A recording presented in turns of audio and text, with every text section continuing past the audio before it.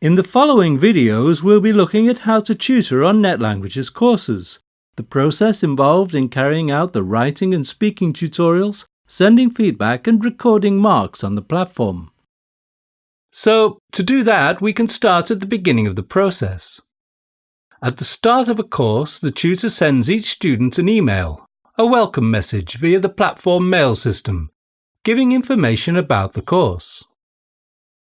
Here you can see the first part of this welcome message that the tutor sends to the student, setting out what the student should expect from the course and also from their tutor. We provide this message at the start of a course, and then each tutor adapts it according to their availability to do speaking tutorials.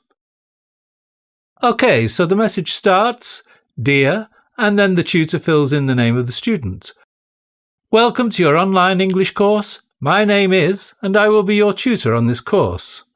This means that you can send your written tutorials to me and I will correct them, and we will talk during the speaking tutorials.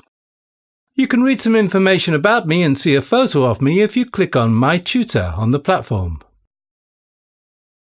This refers back to what we were looking at in the session about the platform and creating a tutor profile, which also includes the contact details for the tutor, the phone number and Skype address.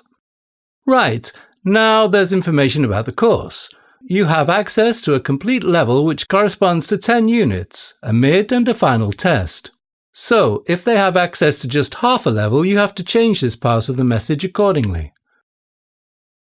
To continue, we recommend you try to complete 1 unit a month. This means that you need to spend about 3 hours a week on your English course. However, you can work faster if you prefer. Okay, so the aim of this is to give the students an idea of how much they need to do each week to successfully complete the course. Obviously, this information will change depending on the agreement with different clients or organizations, so the rhythm of work can change to fit in with what each client requires.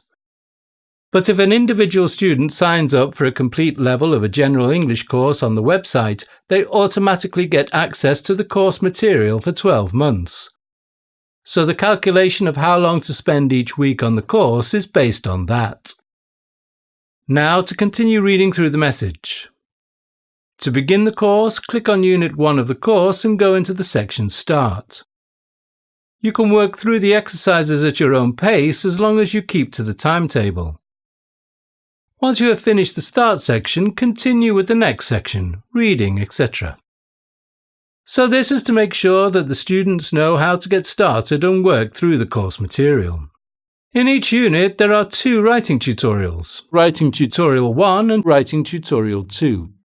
You need to write your tutorials on a Word document and send them to me as an attachment using the mail system on the platform. I will send you my corrections and comments in the same way. Of course, you can use a different system if you prefer, but this is the one we recommend. Doing it this way means that at the end of the course, when the student no longer has access to the course material, they will have access to these documents, which are a useful record of what they did during the course.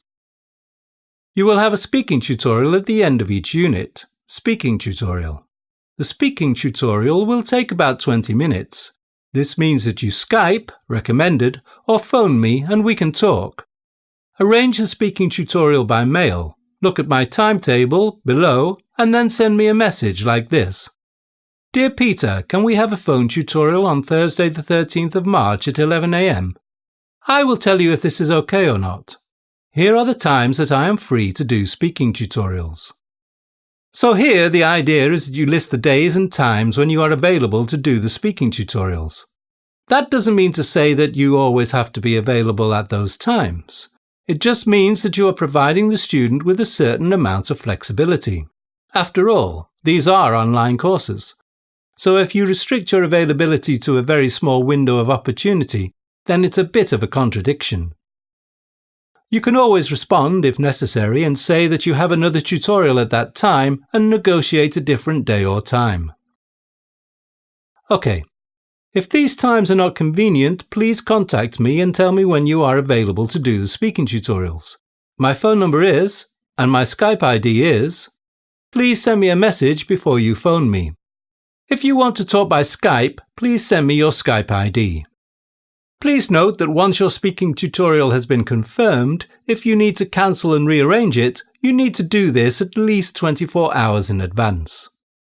Now this is something that we include to have a clear procedure for when students cancel at the last minute or don't call at the agreed time. What you can do is, the first time this happens, try to be flexible and find out why the student didn't phone at the agreed time or wasn't available. And you point out that that period of time had been reserved for them, and then on this occasion you can make an exception and reschedule the tutorial. But in future that won't be possible. It's good to set the ground rules and make it clear what the procedure is. Students generally understand this and are perfectly fine about it. To continue, the course is assessed in the following way. Each writing task is marked, Writing Tutorial 1 is out of 10, and Writing Tutorial 2 is out of 20. And your speaking tutorials are also marked. Each speaking tutorial is out of 20. There is also a test at the end of each unit, Section 15, which looks at your vocabulary, mark out of 5, grammar, mark out of 5, your functional language, mark out of 5, listening comprehension, mark out of 5, and reading comprehension, mark out of 5. The mid-level test at the end of Part A of the course will give you a mark out of 50, and the end-of-level test is also marked out of 50. This is the way we calculate your result. You need 60% to pass the course and download a certificate. So what happens is that as soon as the student reaches the pass mark of 60%, a link is activated on the welcome page to download the certificate. The certificate includes information about the level of the course, the mark that they received, the date, the name of their tutor, and the name of the centre. And to end the welcome message, if you have any questions before you start the course or any problems during the course, please send me a message on the platform.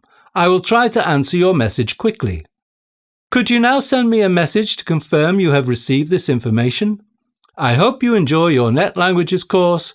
Best wishes. Okay, so what we are doing here is setting out what the expectations of the student should be in terms of the role of the tutor. And this is quite important, as students may or may not have experience of other online courses, or may be accustomed to courses where the tutor has a different role. It's important from the start to describe exactly how the course works and what the student can expect from the tutor. At lower levels, pre-elementary and elementary, we send out this message in the student's L1. At higher levels, of course, this is not an issue and can be sent out in English. That's the end of this training video on how to tutor on Net Languages courses.